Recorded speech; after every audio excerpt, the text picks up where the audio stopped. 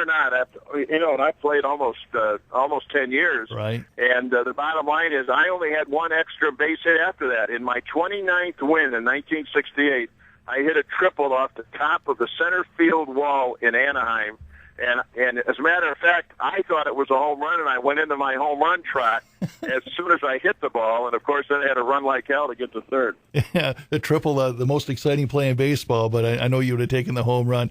Denny, we're talking with Denny McLain, great former Tiger. Denny, the 68 season, just a magical season for you guys, and especially for you, 31 wins. And I remember as a youngster going to Tiger Stadium, and there were two things I wanted to see. I wanted to see Tiger great Al Kaline play that game, any game that I went to, and I wanted to see Denny McLain pitch, because when Denny pitched, it was almost a sure win.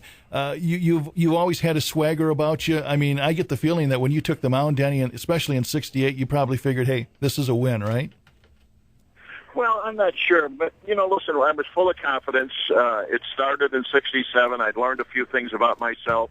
When Johnny Saint arrived on the scene, he taught me an awful lot about the art of pitching, not necessarily, you don't have to have great stuff to be a winner. All you got to do is learn how to pitch, and there's a big difference between pitching and throwing the baseball, and I'll give you the best example there is.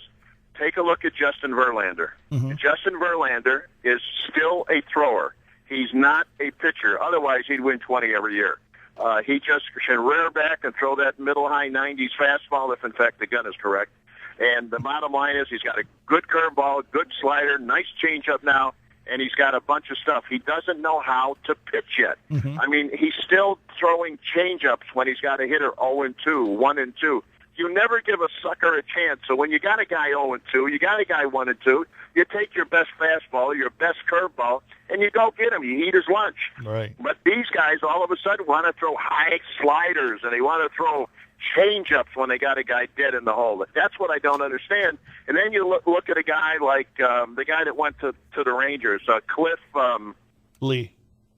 Cliff Lee. Yep. There's a guy, he's got pretty good stuff, but, man, let me tell you something. He can also pitch. He can pitch with bad stuff. He can have bad stuff in the game and still get by and win and keep his team close. Justin, on the other hand, hasn't learned that yet, and I hope, because he's got as good a stuff as I've ever seen, I hope one day somebody gets a hold of him and teaches him the art of pitching, because he's not that far away. Yeah, exactly. Well, you pitched back in the day, Denny, when you guys, you finished the game. I mean, you pitched 300 innings, in 68, over 368, over 369. And there was a badge of honor with that. I mean, now anymore, if a pitcher gets to 6 innings, I mean, that's they feel they've done their job. Yeah, like I said in the beginning, the game has changed forevermore. A lot had to do with 68, of course, and the way the Gibsons and everybody else took over the game. But, listen, we can talk about it all we want. We're seeing a few more complete games now, but as long as they pay these kids, and these kids are making the kind of money they're making, and Lord, I want them to get the money, because the owners have certainly kept an awful lot of it for a long time. Sure.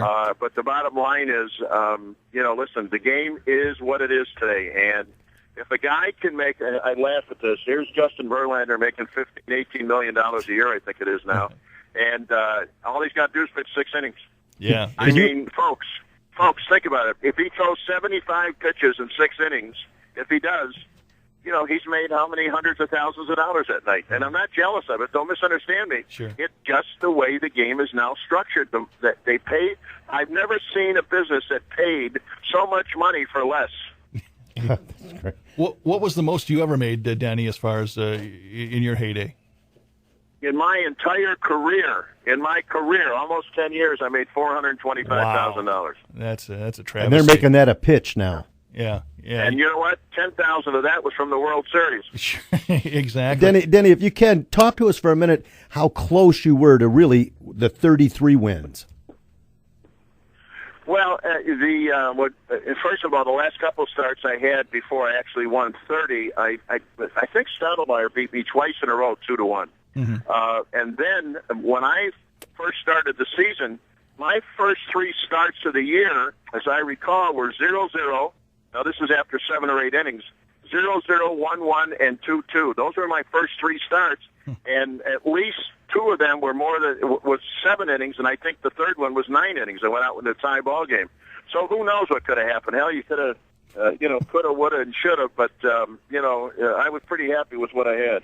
You also were played the organ, had a combo there, and you were kind of a jet setter back in the day. I mean, you were pitching during the day and playing organ in a club or on the Ed Sullivan Show at night. What was that? Had to be a pretty heady experience for a guy in his mid-20s. You had to feel like you had the world by the tail.